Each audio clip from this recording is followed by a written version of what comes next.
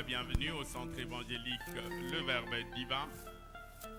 Que la paix du Seigneur soit notre partage et que cette paix soit aussi le partage de tous les bien-aimés qui nous suivent via le média, via le net. Nos programmes sont disponibles sur YouTube et si vous voulez être informé à temps réel, allez sur YouTube et abonnez-vous et vous aurez en tout moment toutes nos prédications mais aussi également toutes les émissions qui se passent au centre évangélique Le Verbe Divin. Et à une séance passée, nous avons commencé un enseignement intitulé « À l'ombre du Tout-Puissant ». Nous l'avons tiré de la prophétie d'Ésaïe dans le 4e chapitre. Nous avions lu un texte assez long, mais aujourd'hui nous pourrons lire juste le 5e et le 6e verset qui résument cette pensée de la prophétie d'Ésaïe dans le 4e chapitre, du 5e au 6e verset. La Bible dit ceci: L'Éternel établira sur toute l'étendue de la montagne des Sion et sur les lieux d'assemblée une nuée fumante pendant le jour et un feu de flamme éclatante pendant la nuit. Car tout ce qui est glorieux sera mis à découvert. Verset 6, Ésaïe 4, verset 6. Il dit, et il y aura de jour une cabane, un abri,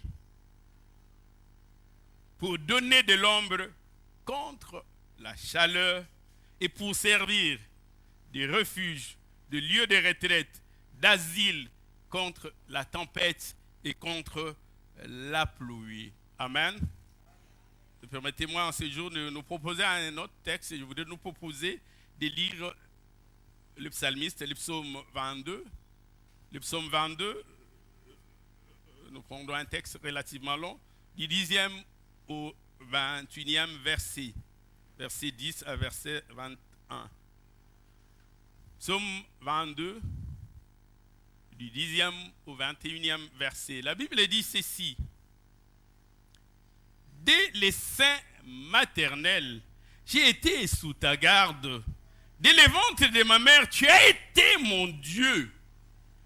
Ne t'éloigne pas de moi quand la détresse est proche, quand l'adversité est proche, quand les problèmes s'approchent de moi. Quand personne ne vient à mon secours. Verset 12. De nombreux taureaux sont autour de moi. Des taureaux des bassins m'environnent. Ils ouvrent contre moi leur gueule, semblable au lion qui déchire et qui rugit. Je suis comme de l'eau qui s'écoule et tous mes os se séparent. Mon cœur est comme de la cire, il se fond dans mes entrailles. Verset 15. Ma force se dessèche comme l'argile et ma langue s'attache à mon palais. Tu me réduis à la poussière de la mort, car des chiens m'environnent. Une bande de scélérats rôde autour de moi. Ils ont percé mes mains et mes pieds. Verset 17. Je pourrais compter tous mes os. Et ils observent et ils me regardent. Ils se partagent mes vêtements, ils tirent au sort ma tunique. Et toi, Éternel, ne t'éloigne pas. Toi qui es ma force, viens en hâte à mon secours. Protège mon âme contre les glaives, ma vie contre le pouvoir de chien. Sauve-moi de la gueule du lion. Délivre-moi des cornes de buffle. Est-ce qu'on peut acclamer la parole du Seigneur? Est-ce qu'on peut acclamer la parole du Seigneur? Amen. À l'ombre du Tout-Puissant. Le premier texte, nous l'avions déjà lu la fois passée, où le prophète Ésaïe annonce que du temps de la chaleur, il y aura un abri. Quand il y aura la tempête, nous aurons un refuge. Quand il y aura la pluie, nous aurons une cabane pour nous cacher. pour nous mettre à l'abri, pour éviter de nous exposer aux intempéries, pour éviter à ce que la chaleur ne nous brûle.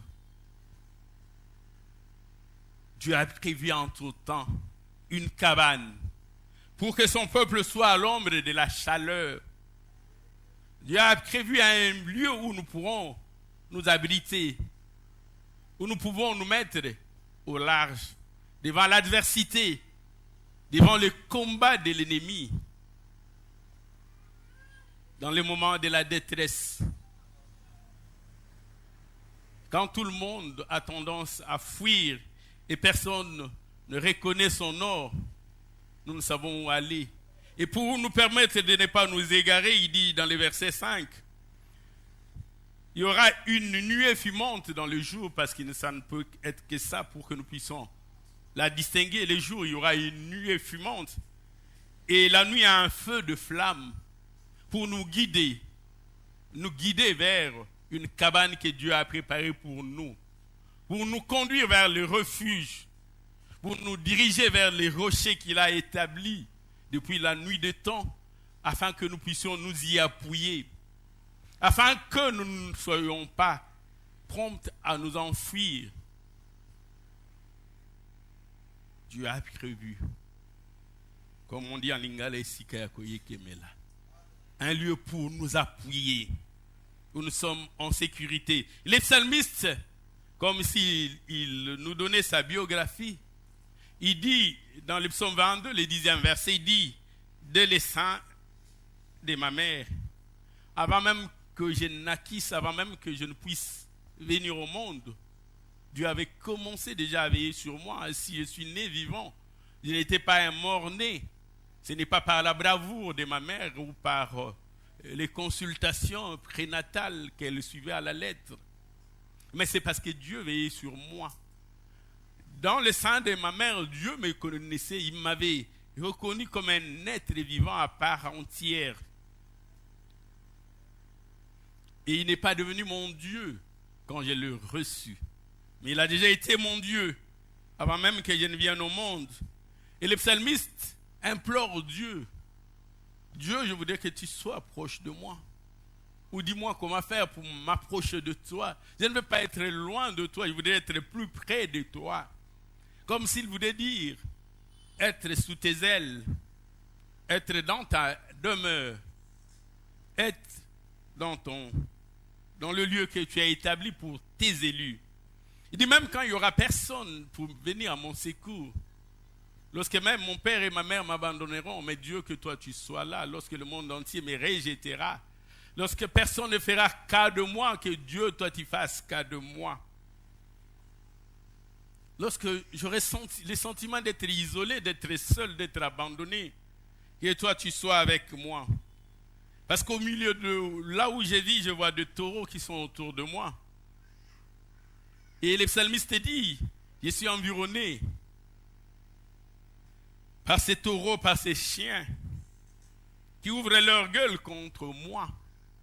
Ceux qui sont autour de moi ne veulent pas mon bien, ils cherchent ma destruction, ils cherchent ma perte, ils sont légions, ils sont nombreux. Ils attendent patiemment à avoir la première occasion pour me dévorer.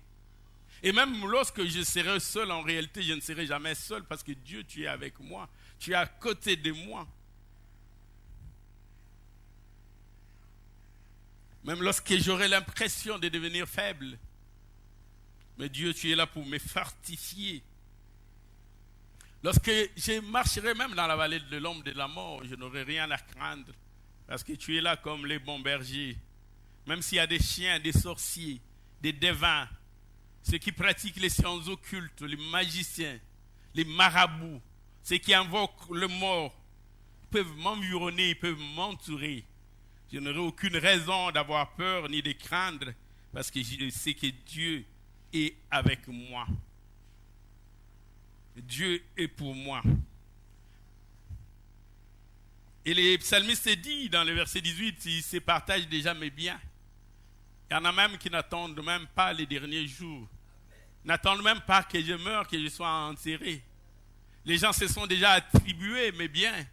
L'un dit la veste là me reviendra, l'autre dit la maison, un autre encore le véhicule. Le psalmiste dit, il se partage mes vêtements, il se partage mes biens, il se partage ma maison. Nous sommes dans le psaume 22, j'aimerais que ensemble nous progressions pour comprendre la bonté de Dieu, mais aussi l'intérêt que nous avons à être à l'ombre du Tout-Puissant, être à son abri. Psaume 22, le verset 18, il dit, il se partage mes vêtements, mais je ne suis pas encore mort. Il tire au sort ma tunique. Cela s'est accompli en Jésus-Christ, bien sûr. Et toi, Éternel, si tu es à côté de moi, cela me rassure. Dieu ne t'éloigne pas de moi. C'est toi ma force. Et j'attends patiemment ton secours. Protège mon âme contre le glaive et ma vie contre le pouvoir des chiens. Protège ma vie contre le pouvoir de ces lions qui rugissent, de ces bêtes féroces. Seigneur, protège ma vie. Et quelqu'un parmi nous dise, Seigneur, qui puisse dire, que quelqu'un puisse dire, Seigneur, protège ma vie contre les glaives. Est-ce que quelqu'un peut le dire, Seigneur, protège mon âme contre les glaives?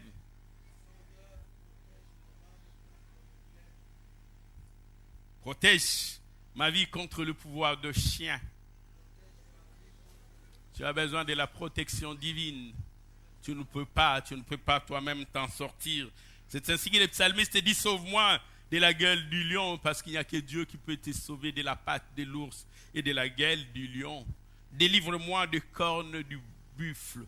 Quelle que soit la structure que peut prendre l'ennemi, quelle que soit la forme, quels que soient les déguisements, qui viennent vers toi comme un chien enragé, qui viennent comme un ours, qui viennent comme un chien féroce, qui viennent comme ces lions-là. Si Dieu est avec toi, tu n'auras rien à craindre. Si Dieu est de ton côté, le plus important, c'est de comprendre que, avant même que ces choses ne puissent t'arriver, Dieu avait déjà prévu une cabane pour toi. J'ai dit à quelqu'un, avant que ces choses n'arrivent, Dieu avait prévu un lieu de refuge pour toi. Dieu avait prévu un abri où tu seras en sécurité, où la main des méchants ne pourra pas t'atteindre, ni les flèches enflammées de l'ennemi Satan t'atteindre. Avant que cela n'arrive, Dieu avait prévu un lieu de retraite pour toi. Je voudrais dire à quelqu'un, tu as un lieu de retraite. Je voudrais dire à quelqu'un, tu as un abri sûr. Je voudrais dire à quelqu'un, tu as un refuge préparé par Dieu. Tu n'as pas à avoir peur des sorciers. Leurs flèches enflammées ne pourront pas t'atteindre, parce que tu trouveras refuge auprès du Très-Haut. Alléluia. Si tu trouves refuge auprès du Très-Haut, tu seras réellement à l'abri. Dieu a préparé depuis la nuit de temps une cabane pour toi, pour servir de refuge quand il y aura la tempête, quand il y aura le vent violent, quand les méchants vont s'élever contre toi. Nous avions commencé par poser le fondement qui était notre socle sur lequel va se bâtir tout cet enseignement. Le plus important pour nous, c'était de comprendre le sens de ces termes à l'ombre. Pourquoi les psalmistes, pourquoi les prophètes Ésaïe ont préféré utiliser les concepts, le terme à l'homme, qui se retrouve expressis verbis 74 fois dans la Bible, mais d'autres termes analogues encore de nombreuses fois. À l'ombre cité 74 fois dans la Bible, dans les sens les plus variés. La séance passée, nous avons donné les sens propres, le sens restreint, ou le sens strict de l'ombre, qui est cette obscurité qui est provoquée par un corps opaque, un corps qui n'est pas transparent, qui empêche la lumière d'aller au-delà. C'est reflet dans l'ombre, mais cette ombre aussi est le reflet de la personnalité, de ta dimension et de ta corpulence. J'aimerais parler aujourd'hui de l'ombre dans son sens large, mais aussi dans sa dimension spirituelle, dans sa dimension qui dépasse la dimension physique, qui dépasse la dimension matérielle, pour embrasser la dimension spirituelle, même des choses qu'on ne voit pas. Quand on parle de l'ombre, premièrement dans la Bible, le sens qui s'attache à l'ombre, et que le prophète Ésaïe a utilisé. L'ombre représente un refuge. Être à l'ombre, c'est-à-dire trouver un abri, un lieu sûr, aussi une cachette. Quand tu es à l'ombre, personne ne peut te voir parce que tu es couvert par l'ombre. Quand les sorciers, les devins te cherchent la nuit, quand ils cherchent à dévorer ta chair, quand tu es à l'ombre, tu es caché. Tu es comme invisible parce qu'il y a comme l'ombre qui te couvre. Tu es à l'abri. Celui qui est à l'ombre, il a trouvé un refuge. Et c'est ces concepts que les psalmistes utilisent dans ces psaumes que nous connaissons tous, que nous récitons presque chaque jour, le psaume 91, ou les Belges diront le psaume 91, à partir du premier verset. La Bible dit, c'est lui qui demeure sous l'abri du Très-Haut. Je m'attendais à ce que vous puissiez compléter. Celui qui demeure sous l'abri du Très-Haut. Celui qui demeure sous l'abri du Très-Haut. Il trouve le repos, il trouve la paix, il trouve la quiétude, il trouve la tranquillité à l'ombre du Tout-Puissant. Il est en sécurité, il ne peut même pas avoir peur parce que l'ombre du Tout-Puissant le couvre. Les païens, les méchants, les incirconcis peuvent chanceler, ils peuvent trembler, mais celui qui demeure sous l'abri du Très-Haut repose à l'ombre du Tout-Puissant. Les psalmistes disent, j'ai dit à l'Éternel, tu es quoi? Tu es mon refuge, tu es ma forteresse. Dieu est pour moi une forteresse. Alléluia.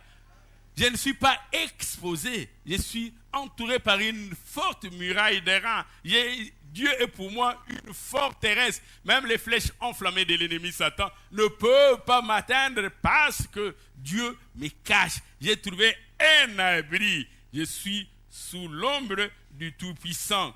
Et les psalmistes, toujours dans le psaume 36, le 7e verset, il dit, psaume 36, le 7e verset, il dit, combien est précieuse ta bonté, ô Dieu. À l'ombre de tes ailes, les fils de l'homme cherchent un refuge. Comme si Dieu avait des ailes, c'est une métaphore, une physique et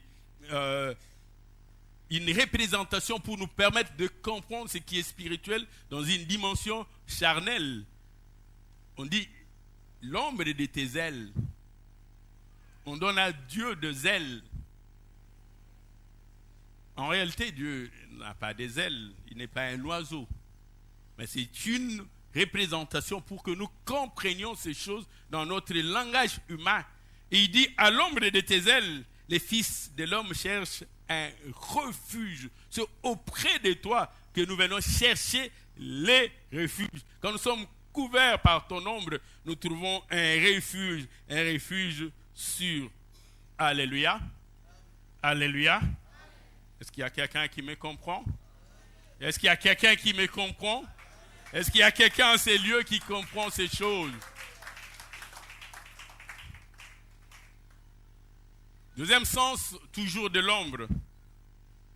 L'ombre voudrait aussi dire sous l'autorité de quelqu'un. Quand tu travailles à l'ombre de quelqu'un, tu es sous sa coupe, tu es sous son autorité. L'ombre voudrait aussi dire sous son onction ou avec la puissance de telle autorité. C'est comme si il était venu te couvrir et ce que tu fais, tu le fais par rapport au fait que tu es couvert par sa puissance et par son autorité. Et quand nous lisons les prophètes Ésaïe, il est dit dans le 51e chapitre, le 16e verset, Ésaïe, il dit, j'ai mis mes paroles dans ta bouche. Ésaïe 51, le verset 16, il dit, j'ai mis mes paroles dans ta bouche et je te couvre de l'ombre de ma main. Pour dire, je te couvre par mon onction. Je te mets sous mon autorité.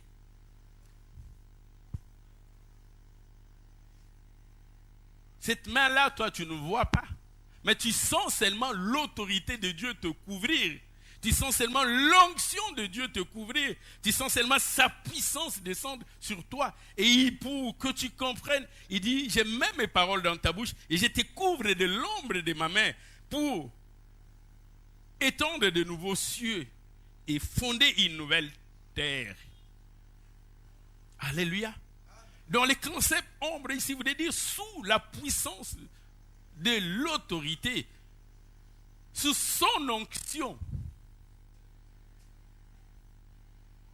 Et le même concept, l'ange qui est Gabriel, qui est l'envoyé de Dieu ce jour, lorsqu'il devait s'adresser à cette vierge, Marie, qui n'arrivait pas à comprendre comment elle, qui était vierge, pouvait enfanter, comment elle, qui était vierge, pouvait concevoir. Et l'envoyé de Dieu, l'ange Gabriel, lui dit, ce texte que nous pouvons trouver dans le premier chapitre de Luc, le 35e verset, Luc, les premiers chapitres, chapitre 1, le 35e verset, l'ange lui répondit, le Saint-Esprit viendra sur toi et la puissance de El Elyon, la puissance du Très-Haut te couvrira de son ombre. La puissance de El Elyon te couvrira de son ombre. Si tu le prends dans le sens matériel, dans le sens physique, c'est comme si Dieu avait un corps opaque qui, par le reflet de la lumière, pouvait provoquer l'ombre. Dieu n'a pas ces corps opaques. Dieu est esprit. Mais lorsqu'il dit l'ombre, c'est la puissance de Dieu, c'est son onction, c'est sa grandeur qui descendra sur toi. La puissance de El Elyon te couvrira de son ombre. C'est pourquoi le saint enfant qui naîtra de toi sera appelé fils de Dieu. Alléluia. Alléluia. Est-ce qu'il y a quelqu'un qui comprend ces choses? Est-ce qu'il y a quelqu'un qui comprend ces choses? Est-ce qu'il y a quelqu'un réellement qui me comprend? J'ai dit, dans son sens large, l'ombre c'est d'abord un abri. C'est un lieu de refuge. Un lieu où vous pouvez te cacher. Quand Dieu dit il t'a caché dans son carquois, ce n'est pas un lieu physique. Quand Dieu te cache dans son carquois, il n'y a pas un endroit qu'on peut identifier par un pronom circonstanciel des lieux pour dire c'est à cet endroit-là. Quand tu es caché dans son carquois, partout tu vas, au travail, à l'école, au marché, tu es caché. Ta vie est cachée en lui. Tu trouves un abri auprès de lui. C'est ainsi que son ombre te couvre. Dans le deuxième sens, nous avons dit, c'est être sous l'autorité. Quand l'ombre de Dieu te couvre, tu es sous l'onction de Dieu. Et c'est que tu travailles, c'est que tu fais, grand ou petit, exploit, des choses qui tombent. C'est à cause de l'ombre de Dieu qui te couvre. Et quand Dieu retire sa main, il retire son ombre sur toi, tu deviens vulnérable, tu deviens semblable à n'importe quel homme. Mais quand il étend sa main, et sa main te couvre de son ombre, tu deviens différent. Tu fais des choses qu'auparavant, que tu ne pouvais pas faire. Alléluia. Alléluia. Le troisième sens de l'ombre. L'ombre voudrait dire seulement une image. Tu es là. Mais lorsqu'on voit ton ombre, on voit ton image comme si c'était une représentation de toi. Mais en réalité, l'ombre, c'est une préfiguration, une annonce de choses à venir, une allégorie pour dire un symbolisme. Quand je parle de l'ombre, je dis voici quel sera le format, quelle sera la taille, quelle sera la dimension de choses que vous verrez. Mais aujourd'hui, vous ne voyez que l'ombre qui est l'image des choses à venir. Et l'ombre, donc, dans la Bible, est utilisée comme une image, comme aussi un archétype, comme un symbolisme. Souvent dans la Bible, quand on parle de l'ombre, c'est un symbolisme qu'on utilise pour dire des choses qui viendront. Mais comme si vous le voyez sous forme d'ombre, parce que vous ne pouvez pas encore voir ces choses avant qu'elles ne surviennent. Et donc l'ombre représente une image, une préfiguration. Paul, lorsqu'il écrit aux Colossiens, deuxième lettre de Colossiens, deuxième lettre de Paul aux Colossiens, l'épître de Paul aux Colossiens, dans le deuxième chapitre, le 17e verset, si vous lisez, Colossiens, chapitre 2, le 17e verset, Paul dit ceci, ces choses que vous voyez aujourd'hui ne sont que l'ombre de choses à venir. On dit quand Moïse éleva les serpents d'airain pour que tout celui qui avait été mordu par ces serpents-là, en levant le regard vers ces serpents d'airain qui avaient été pendus, puisse être guéri. Il dit ce n'est que l'ombre de choses à venir, une préfiguration de choses à venir, une représentation de choses qui viendront, parce que nous lèverons les yeux vers celui qui sera pendu, qui ne sera pas les serpents. Les serpents n'étaient que l'image de choses à venir. Mais en levant les regards vers celui qui est pendu, nous aurons la vie, nous aurons la résurrection, nous aurons la plénitude, la tranquillité et le salut. Donc les serpents d'airain qui étaient pendus n'est que l'ombre de choses à venir. Est-ce qu'il y a quelqu'un qui me comprend? Est-ce qu'il y a quelqu'un qui me comprend? L'ombre des choses à venir. Et même lorsque nous célébrons le culte sur terre, Dieu avait montré à Moïse la disposition de choses. Et Moïse a reproduit les choses sur la terre de manière parfaite. Et donc, quand le moment viendra que nous entrons dans la félicité de Dieu, nous allons commencer à adorer Dieu comme ça s'est fait maintenant mais au ciel. Alléluia. Mais ce que nous faisons sur terre n'est que l'ombre de choses à venir. Comme si nous nous préparons à ce que demain, nous puissions adorer Dieu, cette fois-ci dans la réalité des choses. Nous verrons les choses comme elles sont disposées. Alléluia. Ce que nous voyons maintenant n'est que l'ombre, n'est que l'image. L'image des choses à venir. L'ombre donc n'est pas ces reflets qui donnent un corps opaque au contact avec la lumière. Mais l'ombre ici voudrait dire une préfiguration, un symbolisme pour nous aider à comprendre ces choses à venir. L'épître aux Hébreux le dit dans le 8e chapitre, si nous pouvons lire. L'épître aux Hébreux dans le 8e chapitre, le 5e verset, il dit lesquels célèbrent un culte, image et ombre des choses célestes. Les anges adorent le Seigneur. Les 24 vieillards jettent leur couronne, leur diadème. Ils disent, toi tu mérites. Et nous le faisons sur terre comme étant l'ombre des choses célestes. Comme étant une représentation, une image des choses célestes. Selon que Moïse en fut divinement averti. Dieu montra des choses à Moïse et Moïse les avait reproduites exactement de manière parfaite comme Dieu lui avait montré. Selon que Moïse en fut divinement averti lorsqu'il alla construire les tabernacles. Et soin lui fit-il dit de faire tout d'après le modèle qui t'a été donné, montré sur la montagne. C'est comme s'il avait une maquette de choses que nous ferons. Ce que nous faisons en réalité n'est qu'une maquette, l'image, une représentation, une figure de choses que nous ferons. Alléluia. Et donc, aie soin de bien le faire. Parce que ce que tu fais sur terre, au ciel, ça se fait. Et nous devons être en harmonie, les faire comme Dieu désire les faire. C'est ainsi que pour bien adorer Dieu, nous avons besoin de l'Esprit de Dieu, du Saint-Esprit, qui puisse nous conduire. Christ avait dit, lorsque le Saint-Esprit viendra, il vous conduira.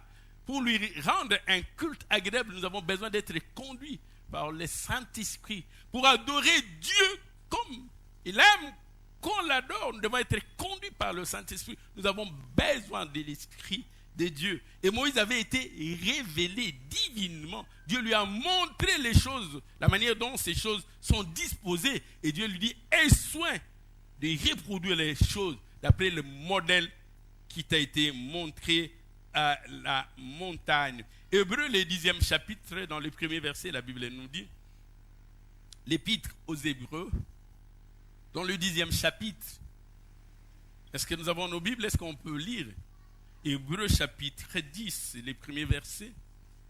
La Bible dit en effet, la loi qui possède une ombre de bien à venir, la loi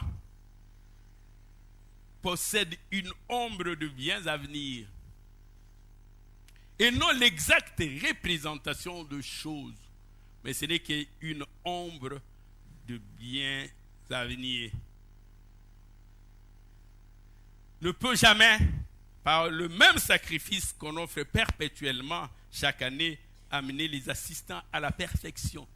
La loi ne peut pas amener les assistants à la perfection parce que ce n'est qu'une ombre du bien à venir et non l'exacte représentation. C'est comme une autorité qui n'est pas disponible pour une activité, qui envoie l'un de ses collaborateurs les plus proches aller les représenter, et le collaborateur lors de la cérémonie pourra dire au nom de son excellence, empêché, je déclare. Il parle en son nom, mais il n'est pas l'excellence. Il n'est que l'ombre de l'excellence. Alléluia. Alléluia. Est-ce qu'il y a quelqu'un qui comprend? Et ceux qui sont perdus lèvent leurs doigts, je peux revenir pour eux. Ceux qui se sont perdus, gloire soit rendue à nous. Est-ce qu'on peut acclamer les Seigneurs? Même quand tu acclames les Seigneurs, ce n'est que l'ombre de choses à venir. La représentation parfaite sera dans le ciel. Nous verrons comment les 24 vieillards enlèvent leur couronne, leur diadème, ils les jettent. Nous ne faisons que l'ombre de choses à venir. Alléluia. Nous ne faisons que l'ombre des choses à venir. Une représentation de choses à venir. Comment nous le ferons au ciel? Que ta volonté soit faite sur la terre comme au ciel. De la même manière que nous le ferons là-bas, nous voulons déjà commencer à le faire. Ce n'est que l'ombre de choses à venir. Alléluia. Ombre est donc une image, une allégorie, une préfiguration.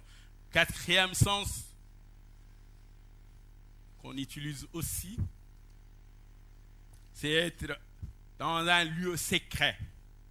Quand tu es à l'ombre, tu es dans un lieu secret. Pour que quelqu'un puisse te retrouver, il doit en être révélé ou tu dois le lui dire. Vivre en toute discrétion. Quand tu vis à l'ombre, tu vis en toute discrétion. Tu vis en cachette. En secret. Quand Dieu avait mis les corps de Moïse à l'ombre, le diable le chercha. Et même les enfants d'Israël avaient cherché. Personne n'avait pu trouver son corps. Pour le trouver, il devait avoir la révélation de celui qui l'avait caché. Et si Dieu te met à l'ombre, personne ne pourra te trouver. Tu passeras devant ton adversaire, celui qui te cherche la mort, il ne te verra pas. Parce que tu es caché. Il viendra chez toi à la maison, il ne te verra pas. Parce que Dieu t'a caché. Alléluia. Dieu t'a mis à l'ombre. Le psalmiste dit dans le psaume 11, le 2e verset. Le psaume 11, le 2e verset. Psaume chapitre 11, le 2e verset, voici ce que le psalmiste dit. Car voici, les méchants bandent l'arc. Ils préparent leurs fusils. Ils préparent leurs armes. Ils ajustent leurs flèches sur la corde pour tirer dans l'ombre sur ceux dont les cœurs est droit. Je voudrais nous dire, même les méchants, pour t'attaquer, se mettent à l'ombre. Ils cherchent là où il y a de l'ombre, c'est-à-dire là où tu ne distingues pas correctement les choses. Quand tu as l'impression d'être perdu, ils se tiennent à l'ombre. Même les devins ont besoin, que tu ne puisses pas les reconnaître. Parce qu'il va être à côté de toi pour t'assommer. Mais pour que tu ne puisses pas le reconnaître, que c'est lui qui te veut du mal, c'est lui qui est ton persécuteur, c'est lui qui est ton calomniateur, c'est lui le méchant qui t'accompagne. Il ne voudra pas que tu découvres ses stratégies et ses stratagèmes. Il va se mettre à l'ombre. Tu ne comprendras pas, à moins d'être révélé, que celui qui te veut du mal n'est que celui qui est à côté de toi. Mais comme il est à l'ombre, toi, tu ne peux pas comprendre. Et lorsque tu seras révélé, tu ne croiras pas. Tu dis, mais lui, c'est vraiment le mien, du cœur le plus profond. Celui qui vient toujours à mon secours, et quand je suis dans les besoins, celui qui vient m'assister. Il est à l'ombre. Il est à l'ombre. Je dis à quelqu'un, les méchants là, tu ne le vois pas parce qu'il est à l'ombre. Tu crois qu'il est bon. Il t'offre même des cadeaux. Il est le premier à te présenter le vœu. Il n'attend pas les 31.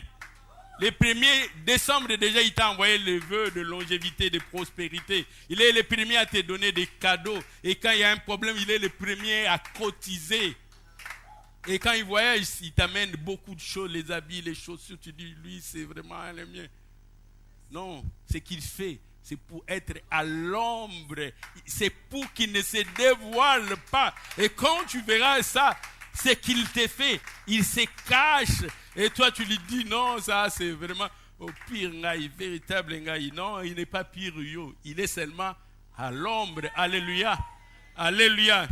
Il dit, pour tirer à l'ombre sur ceux dont le cœur est droit. Psaume 11, verset 2. Les méchants, ils préparent leurs armes. Ils n'attendent pas les 31. Non, l'accident que tu connais aujourd'hui, la maladie dont tu souffres aujourd'hui, les difficultés dans lesquelles tu es aujourd'hui. Et ils avaient commencé à planifier cela depuis longtemps. Toi, tu ne savais pas. Non, non, les pièges dans lesquels tu peux avoir le malheur de tomber, ils ne te l'ont pas tendu aujourd'hui. Ils avaient déjà préparé les pièges. Ils attendaient les moments favorables parce qu'ils travaillaient à l'ombre. Toi, tu ne savais pas. Tu vivais avec ces gens-là. Tu étais en amitié, en camaraderie avec eux.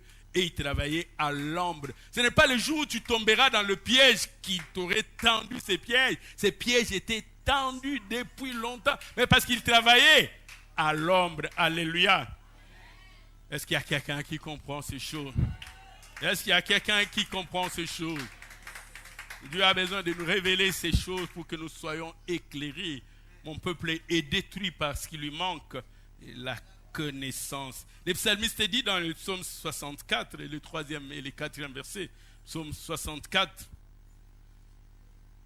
le 3e et le 4e verset, il parle de ces méchants, de ces devins, de ces sorciers, de ceux qui vont dans des cavernes, de ceux qui pratiquent les sciences occultes. Il dit, ils aiguisent leur langue comme un glaive.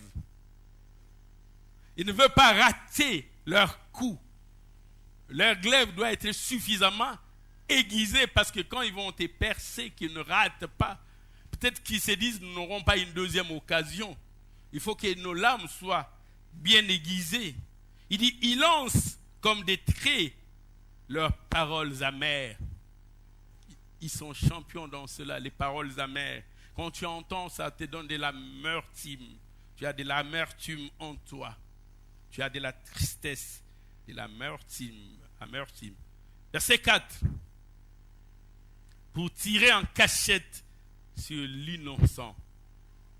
D'autres disent pour tirer à l'ombre sur l'innocent. Ils ont besoin d'être à l'ombre. Alléluia. Tu as besoin d'avoir le Saint-Esprit pour être révélé. Sinon, tu ne comprendras pas. Et quand tu ne sais pas d'où viendra la flèche, tu ne pourras pas te prémunir. Tu ne pourras pas esquiver cette flèche parce que tu ne sais pas d'où elle vient. Alléluia. Cette flèche ne viendra pas forcément de loin. Et cinquième sens de l'ombre. L'ombre aussi est utilisée pour dire une quantité négligeable. Une bribe, une petite portion. à un fragment ou à un nombre insuffisant. Quand c'est trop petit, c'est l'ombre. C'est cette figure, cette allégorie que l'apôtre Jacques utilise dans Jacques, le premier chapitre, le 17e verset. Si nous pouvons lire Jacques, le premier chapitre, le 17e verset, que dit l'apôtre Jacques.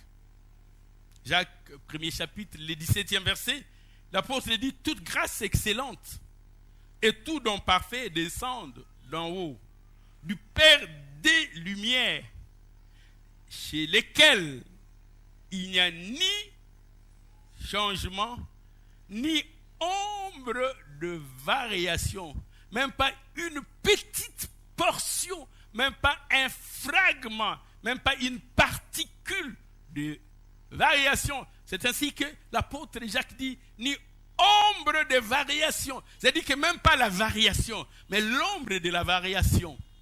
Il ne parle même pas de la variation. La variation, vous pouvez la voir. Même pas son ombre, même pas une particule, même pas un fragment, même pas en un petit nombre, tellement petit qu'il est insignifiant. Il dit: chez Dieu, il n'y a même pas l'ombre de variation. Alléluia. Il y a bien sûr beaucoup de sens spirituels qu'on attribue à ces concepts de ombre. Mais quand vous lisez les Écritures, il faut situer l'ombre dans son contexte. Est-ce qu'on parle de fragments ou de particules comme dans l'ombre d'une variation? Est-ce qu'on parle de ces méchants qui se mettent en cachette? Est-ce qu'on parle de l'abri? Est-ce qu'on parle de l'onction? Quand on dit l'ombre dit très haut te couvrira, ça ne veut pas dire la même chose quand les méchants se mettent à l'ombre, quand ils se cachent. Alléluia. Gloire soit rendue à notre Seigneur. Gloire soit rendue à notre Seigneur. Gloire soit rendue à notre Seigneur.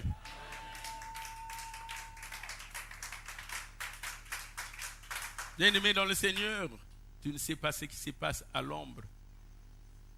Pierre ne savait pas, il se réjouissait de ce que les démons leur étaient soumis. Christ peut dire à Pierre: Simon, Simon, Simon, les diables t'a réclamé pour te cribler comme on crible le froment. Mais Pierre pouvait dire: mais moi je n'ai pas vu quand et comment il m'a réclamé. Non, ce sont des choses qui se passent à l'ombre. Simon, avec tes yeux, tu ne peux pas voir. Ce n'est pas sous la lumière, mais cela se passe à l'ombre. Mais quand tu es révélé, tu as le Saint-Esprit de Dieu, tu peux voir ces choses qui se passent à l'ombre, dans la cachette. Quand ils viendront vers toi, tu dis: non, je connais vos projets. Je sais même à combien vous vous êtes réunis. C'est que vous vous êtes convenus, je le sais. Parce que j'ai la révélation de Dieu. Alléluia. J'avais dit dans un premier point de notre pierre d'assise le sens de ces termes ombre. Mais deuxième chose, pourquoi l'ombre? Pourquoi l'ombre? Pourquoi la parole de Dieu utilise abondamment cette figure de style, cette allégorie, cette image? Pourquoi l'ombre? Quand nous lisons l'Épître aux Hébreux dans le 9e chapitre, le 5e verset, Hébreux chapitre 9, le 5e verset, la Bible dit: au-dessus de l'arche étaient les chérubins de la gloire. Lorsque l'homme a péché, qu'est-ce que Dieu avait fait? Dieu l'avait chassé du jardin d'Éden pour que l'homme ne puisse pas toucher à l'arbre de vie. Il va placer un chérubin protecteur tenant en main l'épée qui était nue, l'épée qui était flamboyante. Celui qui oserait s'avancer trouverait la mort. C'était un chérubin justicier. Un chérubin qui disait: chacun recevra ce qu'il a mérité. Puisque vous avez péché, si vous essayez de vous approcher, vous aurez la mort. Mais au-dessus de l'arche, il y avait les chérubins de gloire, couvrant de leur ombre les propitiatoires. Ils couvraient de leur ombre les propitiatoires. Alléluia. Les propitiatoires, c'est cette couvercle qu'on mettait au-dessus de l'arche.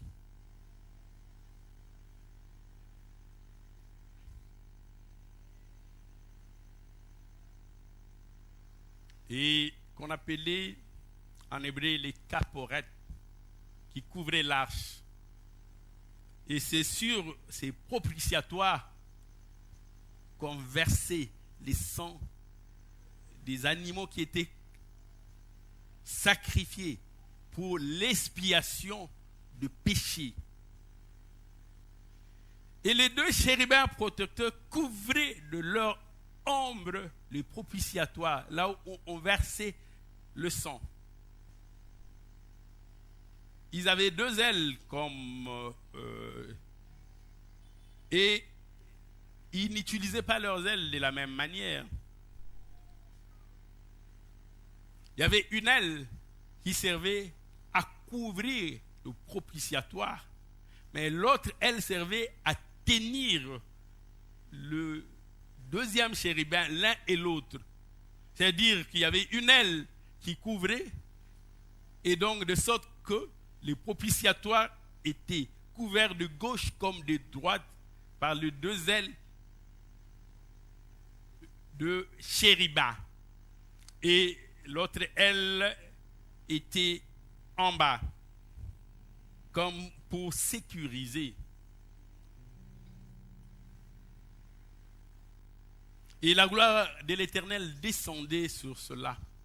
Mais encore, ce n'était que l'ombre de choses à venir. Alléluia. L'ombre de choses à venir. Parce que le sang qui symbolisait l'expiation de péché n'amenait pas à la perfection. Parce que le sang de bouc ne pouvait pas amener à la perfection. Ce sang servait juste à couvrir le péché.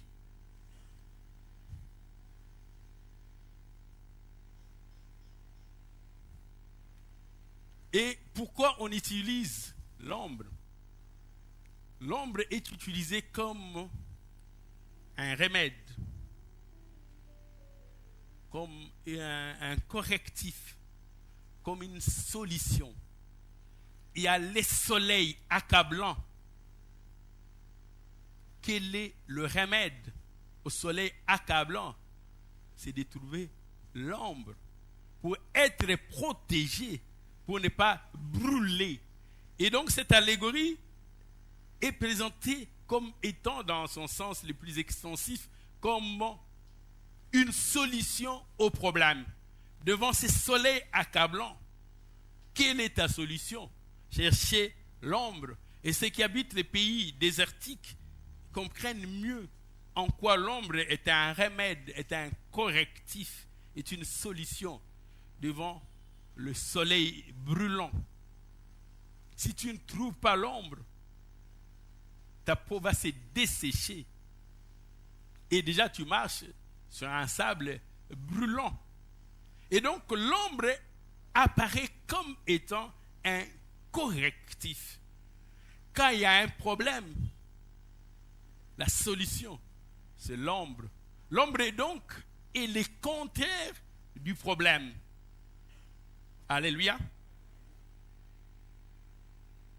C'est ce que le prophète Ésaïe dit dans le texte que nous avons lu d'Ésaïe chapitre 4 et 6e verset. Il dit, il y aura des jours une cabane pour donner de l'ombre contre la chaleur. Le problème c'est quoi? C'est la chaleur. La solution c'est quoi? C'est l'ombre. Quel est ton problème? Quelle que soit la manière que ton problème peut se présenter, agir dans ta vie, c'est la chaleur. Ça te fait manquer la paix, la tranquillité, la quiétude. Ça te dérange, ça te tourmente. Ça te fait manquer le sommeil, ça te fait manquer l'appétit. Ça, c'est les problèmes. C'est la chaleur en toi. La solution, c'est l'ombre. Il dit, il y aura des jours une cabane pour donner l'ombre contre la chaleur. Et pour servir des refuges et d'asile contre la tempête et la pluie. Quand il y aura la tempête, quand il y aura la pluie, quelle serait ta solution? C'est trouver un abri. c'est trouver un refuge, c'est trouver l'ombre. Alléluia. Bien-aimés dans le Seigneur, il y a eu la tempête par le passé, j'annonce encore qu'il y aura la tempête. Il y a eu la pluie, j'annonce encore dans les jours à venir, il y aura encore la pluie. Et celui qui ne se mettra pas à l'ombre sera exposé. Si c'est la tempête, il sera exposé à la tempête. Est-ce que quelqu'un me comprend? J'ai dit, il y a eu des guerres avec des flèches. Si tu ne te mets pas à l'ombre, les flèches enflammées t'atteindront. Les méchants n'ont pas encore épuisé leur stock de flèches. Ils en ont encore. Et j'aimerais encore te dire qu'ils en auront toujours. Non, tu ne peux pas dire je vais prier pour qu'il n'ait plus de flèches. Je te rassure qu'ils en auront toujours. Je vais prier pour que le stock de flèches des méchants s'épuise. Je te dis, ils en auront toujours.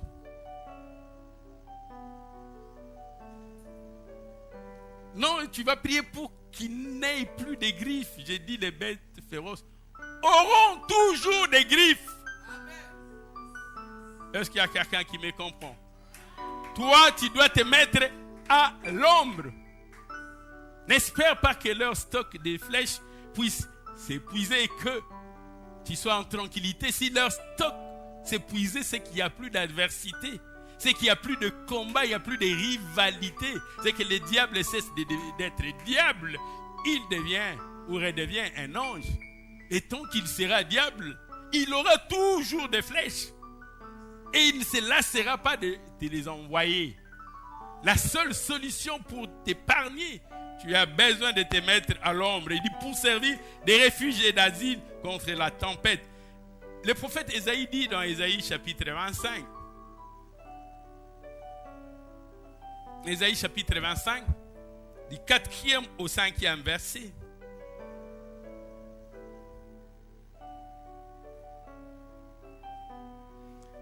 Il dit ceci: tu as été un refuge pour le faible.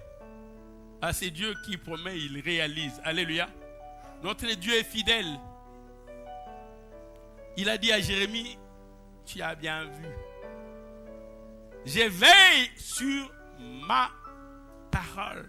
Dieu veille pour tout accomplir. Alléluia. Quand il dit il y aura une cabane, dis-toi qu'il y aura une cabane. Si une flèche t'atteint, c'est que tu ne t'es pas mis à l'ombre. Ce n'est pas que Dieu a menti qu'il y aura une cabane. Dieu n'a pas menti. Et d'ailleurs, Dieu ne ment pas. Si une flèche t'atteint, ce n'est pas faute de refuge. Ce n'est pas faute de l'ombre. C'est parce que tu t'es mis à découvert. Ne t'es même pas à découvert. Cache-toi à l'ombre du Tout-Puissant. Et lui qui est fidèle, celui qui a fait la promesse, est fidèle. Si tu viens te cacher à son ombre, aucune flèche enflammée de l'ennemi Satan ne pourra t'atteindre si tu te caches à son ombre. Mais si une flèche t'atteint, il est impossible que tu sois à l'ombre du Tout-Puissant, qu'une flèche puisse t'atteindre. Parce que ta vie est cachée en Christ. Ésaïe dit dans Ésaïe 25, 4 à 5, il dit, tu as été un refuge pour le faible. Ceux qui sont forts n'ont pas besoin de chercher des refuges. Est-ce que ceux qui sont forts ont besoin de refuges? Ils n'en ont pas besoin. Quand nous prions, nous venons gêner pour chercher les secours et la force de l'Éternel parce que nous nous disons, nous sommes faibles. Mais les forts n'ont pas besoin de cela. C'est ainsi que vous allez voir, ils n'auront aucune action de grâce à donner. Tu as été un refuge pour les faibles, un refuge pour les malheureux dans la détresse, un abri contre la tempête. Il y a eu la tempête, il y a eu des vagues, même un vent violent comme l'Héraculon. Mais Dieu a été un refuge contre la tempête, un ombrage contre la chaleur. Pourquoi? L'ombre, pour que nous trouvions au jour de la détresse un refuge. Pour qu'au jour de la chaleur, nous puissions trouver un ombrage. pour que nous, nous sentons faibles, que nous puissions nous cacher. Comme tu domptes la chaleur dans une terre brûlante, tu as dompté les tumultes des barbares. Dieu a déjà dompté les tumultes des barbares, leurs incantations, leurs invocations, leurs déclarations méchantes, leurs prières. Dieu est avec nous. Alléluia. Dieu est fidèle, bien-aimé dans le Seigneur. Et en tout moment, quel que soit le lieu où tu vas te retrouver, Dieu a déjà préparé un refuge pour toi. Et ce refuge ne manquera pas au jour de la détresse. Dieu n'est pas un homme pour mentir. Comme le souffle des tyrans et comme l'ouragan qui frappe une muraille, comme tu domptes la chaleur dans une terre brûlante, tu as dompté le tumulte des barbares, comme la chaleur est étouffée par l'ombre d'un nuage. Il suffit seulement, on peut avoir une chaleur brûlante qui est seulement les nuages pour amener l'ombre. La chaleur est étouffée. Vous avez déjà vu cela, bien-aimé dans le Seigneur? Nous pouvons être sous une chaleur brûlante, mais il suffit d'un petit nuage. L'ombre d'un petit nuage pour étouffer la chaleur. Par l'ombre d'un nuage, ainsi ont été étouffés les chants de triomphe des tyrans. Les méchants avaient apprêté leur chant de gloire. Juste l'ombre d'un nuage, ce soleil brûlant, a été étouffé. Bien-aimés dans le Seigneur, il y a des jours qui arrivent qui seront des jours mauvais. J'ai dit, les jours arrivent, ce sera des jours mauvais. Il y aura des malades et des maladies. J'ai dit à quelqu'un qui veut m'entendre, les jours qui arrivent seront des jours mauvais. Parce qu'il y aura des morts brusques. Les jours qui arrivent, ce sont des jours de désolation. Parce que les méchants s'est levé pour exécuter son plan avant les termes de l'année. Il sait qu'il a peu de temps. Tu ne peux te protéger toi-même. Je voudrais dire à quelqu'un, trouve l'abri auprès du Très-Haut. Cache-toi auprès du Très-Haut. Le Dieu qui est fidèle va te recueillir et il te mettra à l'ombre. Il te cachera au creux du rocher. Il te mettra au large. Notre Dieu est fidèle. Et ce qu'il a dit, il le fera. Il te mettra à l'ombre. Je dis à quelqu'un, Dieu te mettra à l'ombre. Et aucune flèche de l'ennemi Satan ne pourra t'atteindre. Est-ce qu'on peut s'élever un moment? Est-ce qu'on peut se tenir debout? Bien-aimés dans le Seigneur, les faibles trouvent un abri auprès de Dieu. Seuls les faibles cherchent un abri auprès de Dieu. Les forts, ils se débrouillent seuls.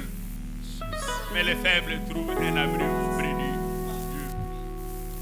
Dieu. Et notre Dieu, dans sa fidélité, il viendra découvrir de son ombre. Comme il avait tenu la parole avec Marie. Il avait dit, l'ombre du Tout-Puissant te couvrira. Il tiendra aussi sa parole pour toi. L'ombre du Tout-Puissant te couvrira. Je suis en train de dire à quelqu'un, Dieu avait tenu sa parole pour Marie. Et l'ombre du Tout-Puissant l'avait couvert. Il tiendra également la parole pour toi. Tu seras couvert par l'ombre du Tout-Puissant. Commence à confesser la grandeur et la seigneurie de Jésus.